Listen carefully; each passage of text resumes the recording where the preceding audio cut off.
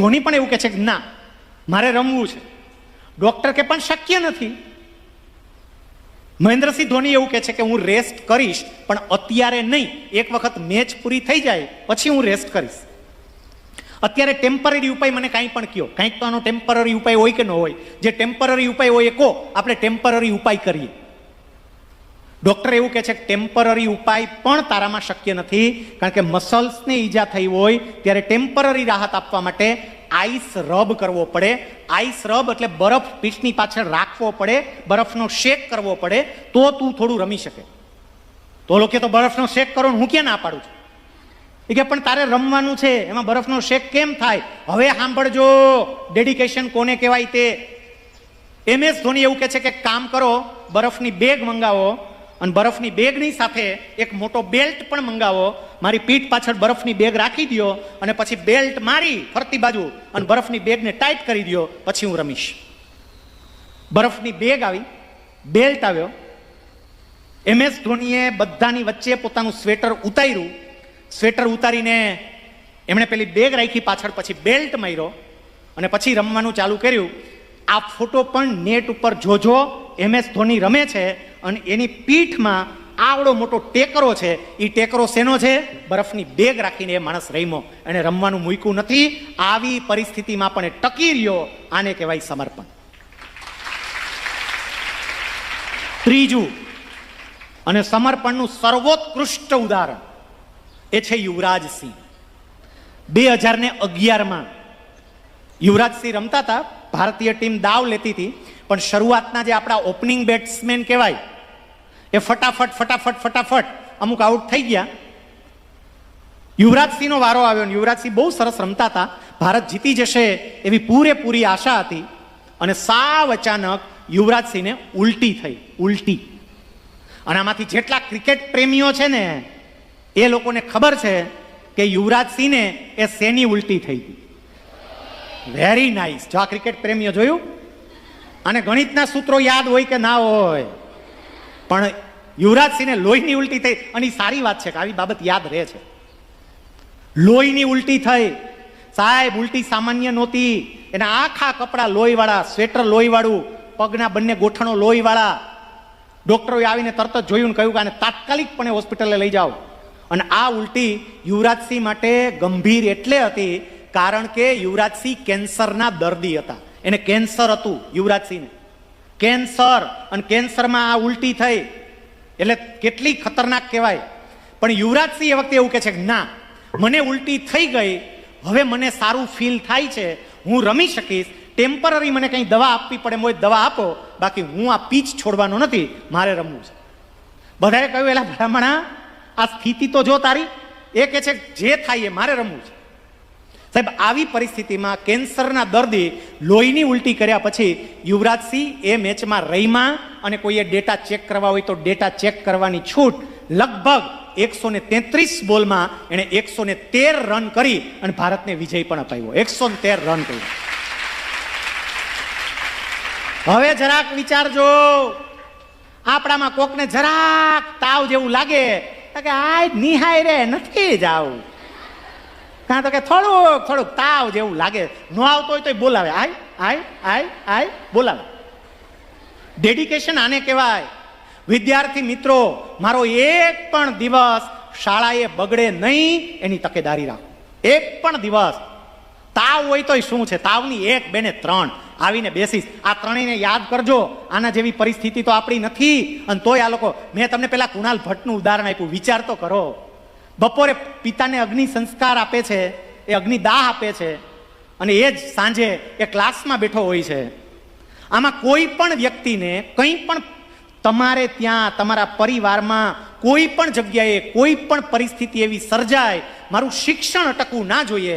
આ યાદ રાખજો, મારું શિક્ષણ ના અટકવું જોઈએ. આ એક યજ્ઞ છે અને યજ્ઞમાં આહુતિ સતત પડવી જોઈએ. ગ્રામ્ય વિસ્તારમાં મેં એ પણ જોયું છે કે આપણે થોડાક આ બાબતમાં દુર્લક્ષ સેવીએ છીએ અને ઘણીવાર એવું બને છે કે આપણે જવાનું ટાળીએ. કંઈ વાંધો નહીં, હવે એક દી ન જાય શું ફેર પડે, એક દી હું ખાટું મોડું થઈ જાય, ઘણું ખાટું મોડું થઈ જાય. બહુ સામાજિક પ્રસંગોમાં આટા નહીં મારવા. ભણવામાં અત્યારે ભણવાનું છે, આપણા માટે એ જ ભક્તિ છે મોટામાં મોટી. મને એ ખબર છે આપણા આ વિસ્તારમાં માતાજીના માંડવા હાલતા હોય, રામા મંડળ હાલતા હોય અને ત્યાં બેઠા હોય, બોલો 12મા વાળા માતાજીના માંડવામાં બેસે, રામા મંડળમાં બેઠા, હમણાં ભેરવો આવશે, પેલા તું ભેરવો થઈ જાય 4 વાગ્યા સુધીમાં. તો હવે 4 વાગ્યા સુધી ભેરવાની રાહ જોઈ હોય અને ભેરવા જેવી આંખું કરીને સ્કૂલે આવે, એને પછી અંદર મગજમાં ઉતરે હું, એ તો મને કયો. અને આમાં ઘણા પાછા શું કે ખબર, સાહેબ જીવન છે, જીવન મજા માણી લ્યો, મજા કરી લ્યો. મજા જ કરવાની છે ભાઈ. અમુકની એવી દલીલ હોય કે 1-2 માર્ક કદાચ ઓછા આવે ફેર પડે. 11-12 સાયન્સ બી ગ્રુપ વાળા જેટલા વિદ્યાર્થી એમાં બેઠા હોય હાથ ઊંચો કરો તો. 11-12 science B group. Okay, thank you very much. ચલો, કેટલી બધી સંખ્યા. હવે તમે લોકો ખાસ સાંભળજો, બાકીના બધાને લાગુ પડે જ છે, પણ આ લોકો તમે તો ખાસ સાંભળજો. તમારો 1 દિવસ કે 1 કલાક કેટલી નુકસાનકારક હોય તે. કેટલાક એમ કે ને સાહેબ 1 માર્કથી શું ફેર પડે.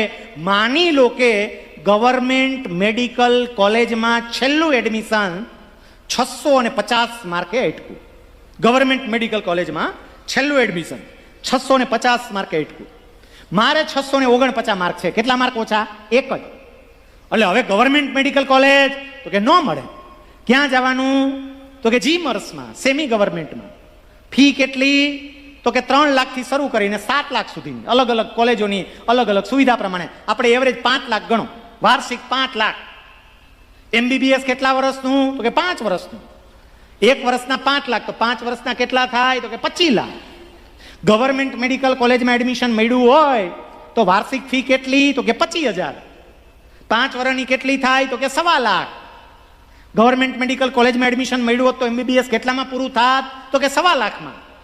હવે એમાં ન મળ્યું અને સેમી ગવર્મેન્ટમાં લેવું પડ્યું તો આપણને એમબીબીએસ કેટલામાં પૂરું થાય? તો કે 25 લાખમાં. આપણા બાપાને આપણો 1 માર્ક 24.5 લાખમાં પડે. સમજો, 1 માર્કમાં શું ફેર પડે? 24.5 લાખનો 1 માર્ક થાય. 1 માર્કમાં આટલો ફેર પડે. અને એટલે હું એક પણ દિવસ મારો બગાડીશ નહીં. મેં તમને કહ્યું કોઈ પ્રકારના આવા ધાર્મિક પ્રસંગોમાં તમારી હાજરી જરૂરી નથી. આમાં ઘણા કે આ ભાઈ આવ્યો નાસ્તિક લાગે છે. ભલામણા ભગવાન રામચંદ્રજી એક વખત ભણવા માટે વશિષ્ઠના આશ્રમમાં ગયા. આ વિચારવા જેવું છે. વશિષ્ઠના આશ્રમમાં પગ મૂક્યા પછી જ્યાં સુધી એનો અભ્યાસ પૂરો નથી થયો ત્યાં સુધી અયોધ્યા પાછા નથી આવ્યા. ભગવાન કૃષ્ણ એક વખત સાંદીપનીને ત્યાં ભણવા માટે ગયા. જ્યાં સુધી એનો અભ્યાસ પૂરો નથી થયો એ પાછા નથી આવ્યા. ભગવાન સ્વામિનારાયણ એક વખત ગોપાલ યોગી પાસે ભણવા માટે ગયા. જ્યાં સુધી એનો અભ્યાસ પૂરો નથી થયો પાછા નથી હટ્યા. તો હું એક વખત ગણેશ શાળામાં ભણવા માટે જાઉં, જ્યાં સુધી મારો અભ્યાસ પૂરો ના થાય ત્યાં સુધી મારે પાછું ના આવાય. ઘરવાળાએ પાછું જવું પડે સાંજે. ઘણે કે ના, તો હવે અહીં ખેતરમાં રહેવું હોય, બાકી રહેવું છે અહીંયા જ. સમય તમારો બગાડતા નહીં ક્યાંય. અત્યારે હવે લગ્નની સિઝન પણ ચાલુ થાય અને એમાં લગ્નમાં તો અમારી બહેનોને તો જે હરખ હોય, લગ્ન 5મા ઘરે હોય ને મહેંદી આપણે ત્યાં મુકાતી હોય, બોલો. અને કેટલા છેટા લગ્નને ન્યા આવવું હોય. આમાં કેટલાક તો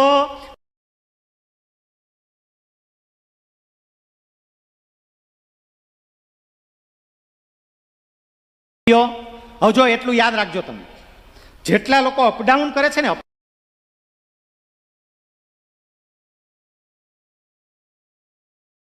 કે તમને હોસ્ટેલ મળી છે, તમારે ભણવા સિવાય બીજો કોઈ જ વિચાર નહીં. આમાં અમુક કે સાહેબ આવું બોલોમાં સાહેબ નસીબદાર ન કહેવાય સાહેબ.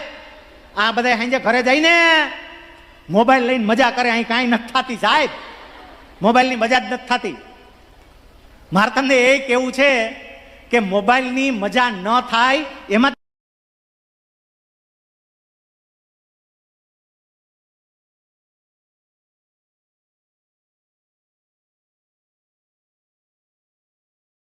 જરા કલ્પના કરો તો એમને શું ઘટતું હતું. એ તો રાજકુમાર હતા અને મહારાજા દશરથી છે ને તો પર્સનલ કોચિંગ રખાવી શકે, બોલો. એ વિશ્વામિત્રને કે જરા ઘરે આવી જતો તો વિશ્વામિત્ર પીરિયડ લઈ જાજો રામના નેના. અને તમારી ફી તમે ડબલ લેજો, કાંઈ વાંધો નહીં. વશિષ્ઠજી હાલો મેથ્સ ભણાવી જાઓ, આવી જાઓ. બધા ઋષિમુનિઓ ઘરે બોલાવે. એવું નથી કર્યું એને, આ વિચારવા જેવું. એમણે પોતાના સંતાનોને આશ્રમમાં મોકલ્યા. કૃષ્ણ સાંદીપનીના આશ્રમમાં ગયા. પાંડવો અને કૌરવો હસ્તિનાપુરના રાજકુમારો હતા, દ્રોણના આશ્રમમાં ગયા. આ બધું આપણને બતાવે છે.